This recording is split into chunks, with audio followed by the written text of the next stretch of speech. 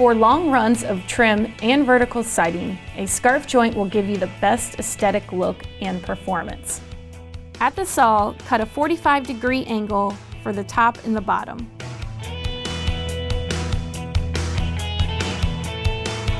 Once your bottom is installed, you will want your fasteners 2 inches from the edge of the board.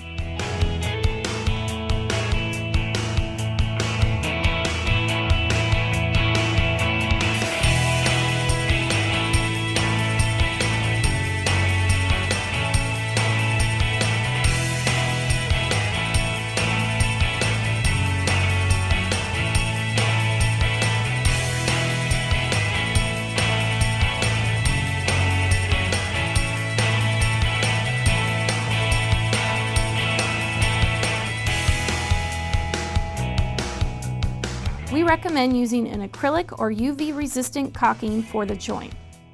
Once your acrylic or UV resistant caulking is in the joint, you can put your last piece on and again fasten within 2 inches from the ends.